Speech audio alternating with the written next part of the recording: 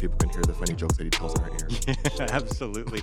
Welcome to the new year, a new Freightonomics, actually the same Freightonomics. Head of Freight Market Intelligence, Zach Strickland here with you, and Chief Economist Anthony Smith, bringing in the new year. And, not a lot has changed since we last spoke, Anthony. We still have a lot of Red Sea noise. We still have some ongoing conflicts out in the world that are, I think we're setting up 2024 kind of on a rocky start, especially for supply chains, because this is now, the Red Sea situation is now escalated into, we've got Maersk, who's now saying we're not putting any boats through the Red Sea anymore.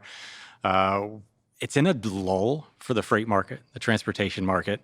January, February, typically very slow, domestically speaking, a little bit of a recovery period for companies. But if this confrontation kind of persists on the, with the backdrop of all that's going on economically, United States is somewhat poised. I think everybody's expecting a somewhat soft landing. I don't know about you anymore, but I think we haven't had the sharp downturn that we anticipated economically. Not to say that we're out of the woods yet. Yeah. But it just feels like there's still a lot going on right now in 2024. Yeah, definitely a lot going on. And it's interesting because it's like, okay, the Red Sea situation is serious, it's dangerous, and of course it's happening right now and it's impactful.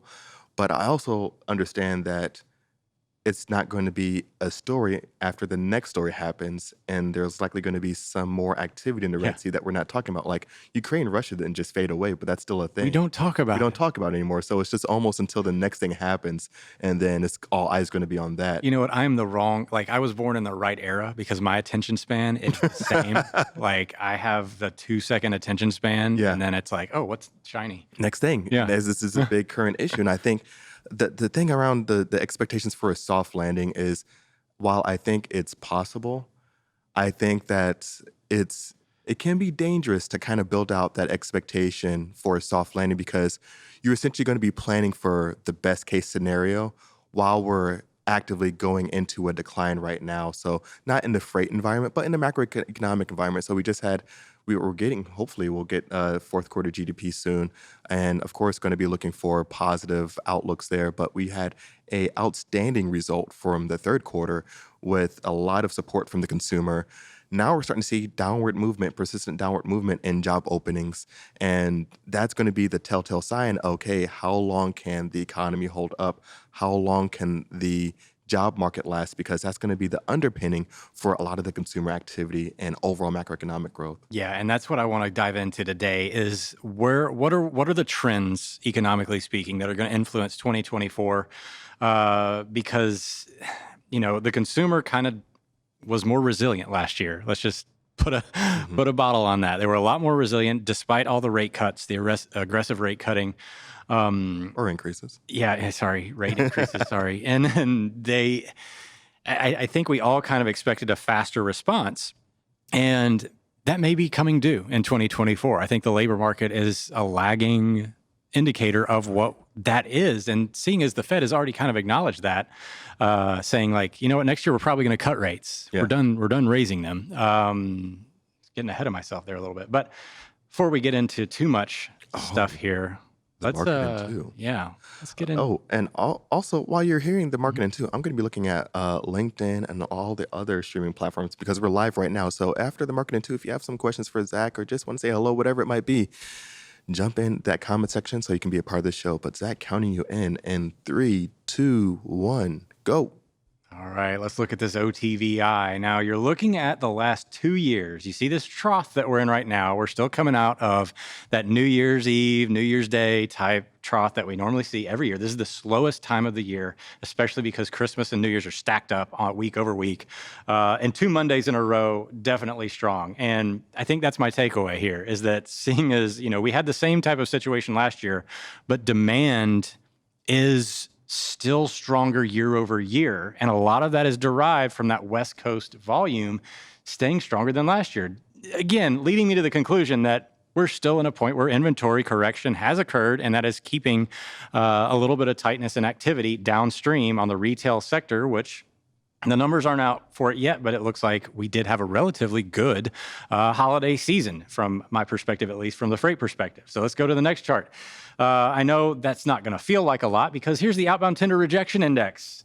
It did not overachieve by any sense of the term. We were extremely flat, hitting at around 5.5% for the holiday period. Now, I've been talking about it all year, where I thought this index would exceed last year's tender rejection index at this point. We did not. That means we are still deeper in the oversupply capacity correction situation than I thought we would be at this point.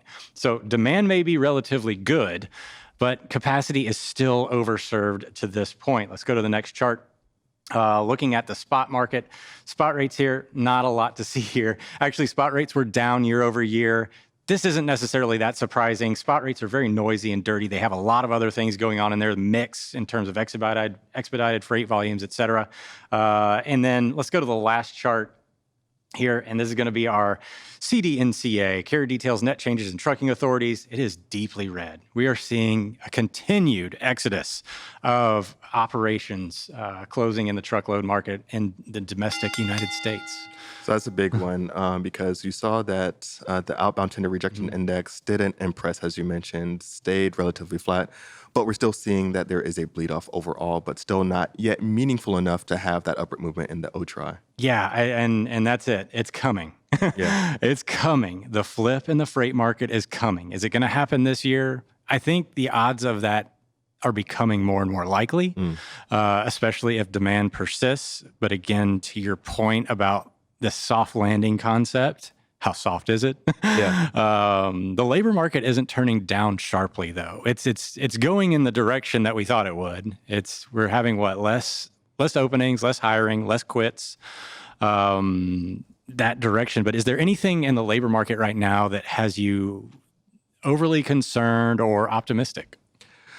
I think the optimistic thing is the sheer number of job openings. So even though we're starting to see a downward movement or downward trend happening, it's still at 8.7 million, I think was the latest number in the JOLTS report. So that's the positive side. For my gamers out there, the job market doesn't need any buffs right now. It's still OP. But when we're looking at things happening within the labor market, there's some interesting things. So, of course, as you mentioned, people aren't quitting their jobs as much. So that kind of shows we always kind of go back and forth on consumer confidence. Sometimes you think it matters. Sometimes you don't. Sometimes I like it. Sometimes I hate it. But really, that quit rate is definitely something to watch closely to because that's showing how confident folks are feeling about their prospects for finding a new job. And so I'm going to be watching that one closely because we did see that it's continuing to kind of ease, showing that people aren't leaving their jobs. The Great Resignation is far behind us. Yeah. And so I think when we're looking at those two things, also continued claims. That's going to be one I'm watching closely. Somewhat increase. We get the updated numbers. Oh, we got updated numbers today. Nothing too crazy, but those are going to be some of the areas I watch closely. But we are seeing that, folks are hunkering down and really staying in their roles a little bit longer. And I think if we see a shift in, let's say, layoffs, if that starts to pop off a little bit more, I think we'll start to see a lot of folks that are going to be exposed to those buy now, pay laters that if like, hey, I have zero interest to pay as long as I keep making payments and everything's fine. Right. Or the consumer has been trained to spend through anything at this point. And I think that's the concerning part is like, when does that come due? Like, does it come due? Yeah, and I think it has to in some form. And so I think ideal situation, the labor market holds up. There are no massive layoffs, nothing meaningful. People aren't losing their homes. They aren't losing their cars. They are making ends meet, whether they are using credit as a buffer for some of that. I think a lot of folks are still holding on to a lot of assets that they've been able to gather, whether that might be within some crypto, maybe your Robinhood retail trader, whatever it might be. So I think they're still holding on to some assets that maybe they can liquidate or whatever in some certain sectors. But I think there's also a different component between those that are saying earning less than the median income and those that are maybe in the top 12 to 10% of earners.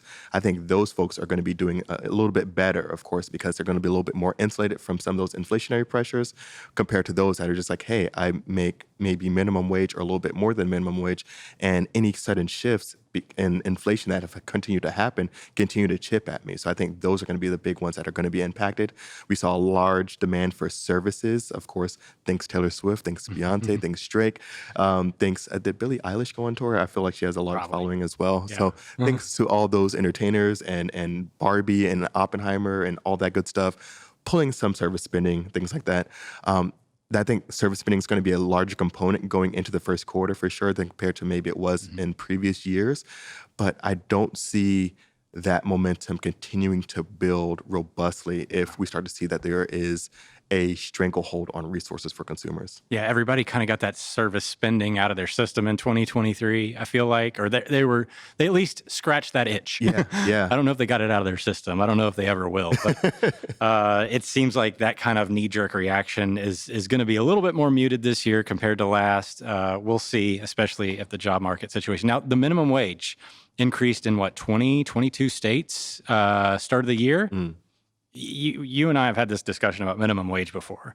It is not actually, it doesn't do what you think it does. There's a meme out there. Like it really limits the ability for companies to hire entry level or, students, people that are maybe coming in on the very front end, getting some experience, because most of the wage growth has kind of grown beyond minimum wage. And so those minimum wage jobs are not what they used to be. Yeah. And I think if you're a mega large corporation, in my mind, you should be all for minimum wage because now increasing because now you're bleeding out some of your smaller competitors that can't keep up with the hiring. Exactly. And then on the other side of it, you're looking to automate anyway. So you're going to be hiring because that's going to be able to make you have the cost foundation to make that argument to say, hey, continuing to hire is getting too expensive. We have to automate a lot of things, introduce more robots, the upcoming overlords, and I'm sure the world that's just going to take over along with AI. But you have to introduce more robots, introduce more automation because now it becomes more cost effective. We've seen, of course, in McDonald's, things like that. And it contributes to the skills gap. Yeah.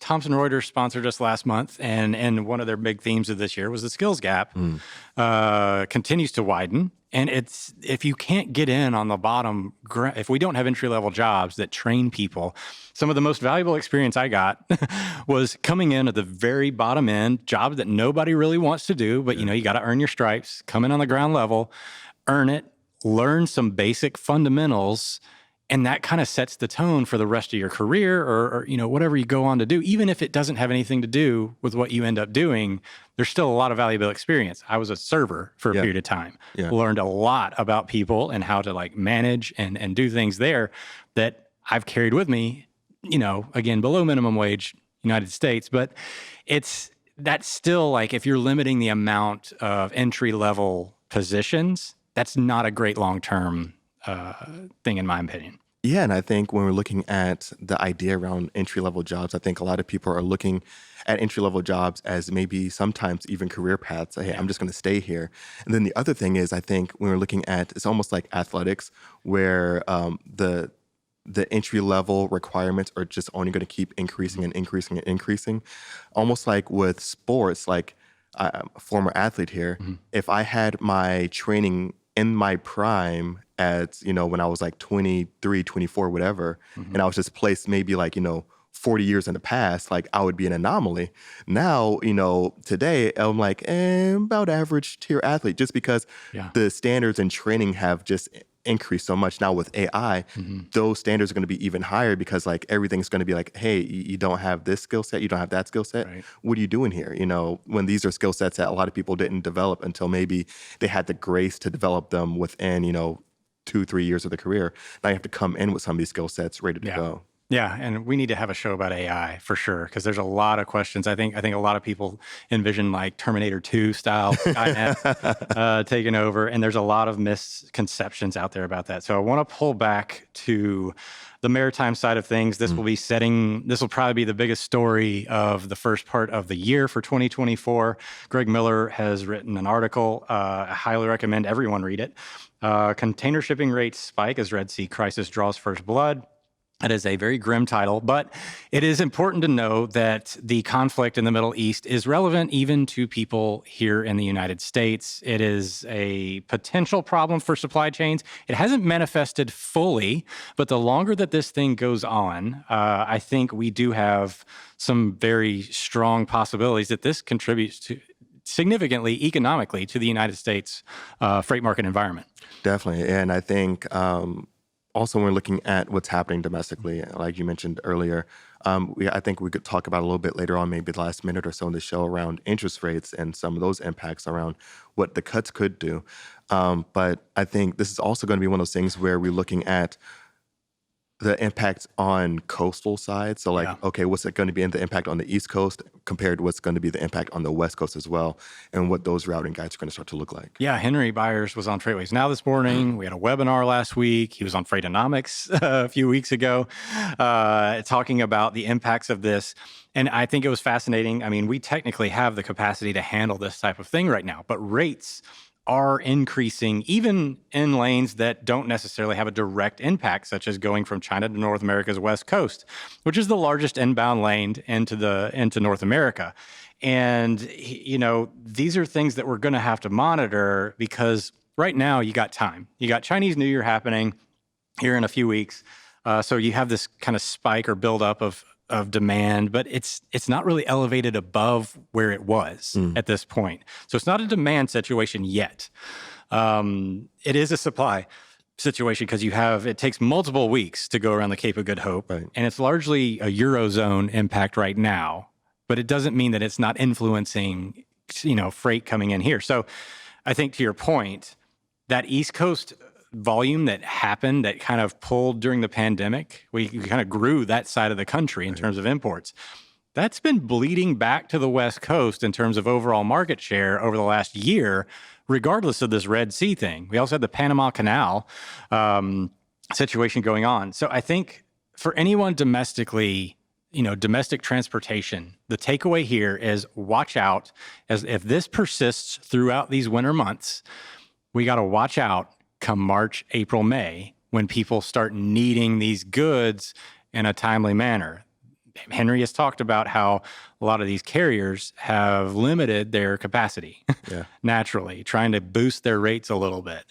So if this crisis maintains, it is potentially a situation where we see importers kind of like overreact again. Right. We could see some spiking in import demand, which also pushes freight into the West Coast, which we've talked about, that freight desert. It's hard when freight demand spikes out of Southern California. Yeah. There's not a lot of freight going back there. Yeah, and I think it's going to be really interesting to see how it plays out long term, in the long run, because I'm always thinking, of course, like, okay, this is the impact. What is going to be the impact maybe 3 to 5 years from now? And it's definitely, I think I've heard Craig mention it quite a few times, around this fueling that aspects around nearshoring and reshoring initiatives. Deglobalization. Yeah. It's brutal. It makes things a lot more inefficient Right. from a supply chain perspective. However, there are some benefits to it that we may get into at some point this year, but this is not good. This is not good. And looking at this holiday season, and even kind of before the holiday season, even when we saw some maybe weather disruptions, things like that, it seemed like there was a clear lack of urgency from a lot of shippers on trying to get goods, because they're still trying to bleed off a lot of inventory they had. But even when there were disruptions, just like, it's fine. You don't need to like kind of go the air cargo route. You don't need to have anything expedited. And air cargo demand is actually on the rise now. Yeah. And this is expected to stay elevated as long as this crisis persists. And to your point and Craig's point here, the long-term implications are far greater than the short-term ones. Right. I think near-term, we can handle it. I don't think there's, you're seeing rates. If we want to pull up the Freightos rates, going from, this is a chart of rates going from China to North America's east in green and west in white. And then the Shanghai to Los Angeles rate there in orange, which hasn't updated for this week, but it is trending higher as well. Both of them spiked this week, well beyond expectation.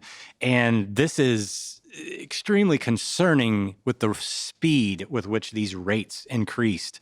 This is 40-foot container spot rates right now. So there is some impact to this. This is nowhere near the COVID. I'm only showing you a year here. If I showed COVID, that line shooting up would look more like a blip than anything. But, this is a pretty strong increase considering that we do have a lot of capacity available.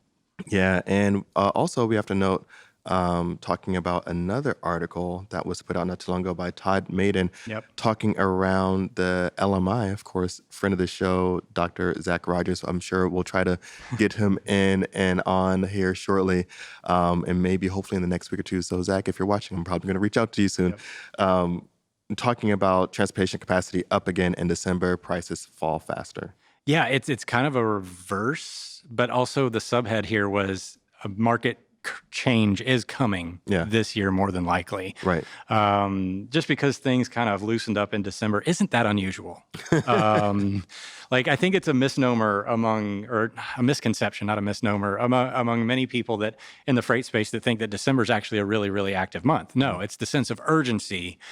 Demand tends to fall. If you look at OTVI over the last several years, it falls every year, even in the COVID years. Right. And it's because people are taking time off work. You've got a week and a half to 2 weeks. We're still in one of those weeks right now where people are not quite back and moving at full speed and full operation. So December is not the most active month for freight shipping. So it's okay. It's interesting that it loosens, but it's not counterintuitive. Right. Also, I think in the final moments here, one of the things I just kind of want to chat about a little bit is interest rates and what's been going on with them, because now there is this expectation for many that there's going to be a soft landing. I want to add a little bit to this before you get going, because I think there's a lot of expectation around the industrial sector having a renaissance this year.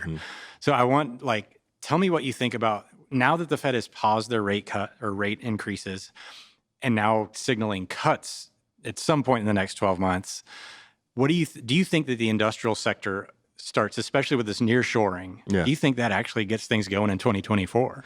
I think that gets things going, but it might be a few months out, just because right now, on things like the ISM PMI, we're still seeing weakness and new orders, backlogs, things like that. So I think we are one event away from just seeing activity just being spurred. I think also we were looking at different subcomponents. So, of course, automotive had their issues with the UAW strike earlier on or later on in 2023 a few months ago. And then you see some of that recovery from that. Then, of course, I think it's going to be different when you're looking at maybe on the commercial real estate side and compared to what you're looking at machinery and capital expenditure investment. So I think once we start to see some of those rate cuts happen, if that is happening soon, I think we'll start to see that spur in activity and capital expenditures once we start to see that it comes down within a, I think, meaningful way for a lot of businesses and those looking to make some of those purchases. Because we did see a pull forward, I think, as there were expectations that increases were going to happen for interest rates. A lot of folks tried to really kind of execute a lot of CapEx spend, pull that forward, and then we start to see a little bit of a trough happening overall. But one of the big things is that they always say you don't want to let the inflation genie out the bottle because it's hard to put it back in. And so it's hard, as you can see, as we've all seen, to tame inflation with manipulation of interest rates, especially when you're looking at what kind of government spending's been going on, things like that. So that's a whole nother story. But when looking at what's going on with interest rates and how I would say unbothered a lot of consumers have been outside of housing, it's harder for that to kind of be pushed back. It's a lot easier to kind of spur inflation with interest rate cuts. And so if we do not have inflation completely tamed before we start cutting too fast or too soon, that can undo a lot of progress that has been made towards bringing down inflation overall. Basically because we haven't learned our lesson. We haven't learned our lesson. And consumers have been spending this entire time. And so we're telling them to spend. Yeah. Like we're telling them to spend on one hand and telling them not to spend on the other. Yeah. It's a really it's like, well, our financial markets depend on consumer spending money. Yeah. But our government's trying to get our cost of living under control as well. Right. So that's a total push and pull. Like, I do not envy the Fed's job at all with navigating this, but I do think it's probably too soon to call it a soft landing, but I do think it is possible. However, I'm definitely going to be watching consumer conditions closely, the labor market closely. I'm hoping that industrial sector kicks in this year. Yeah. That's my hope for 2024, is that they kind of pull in for the consumer a little bit.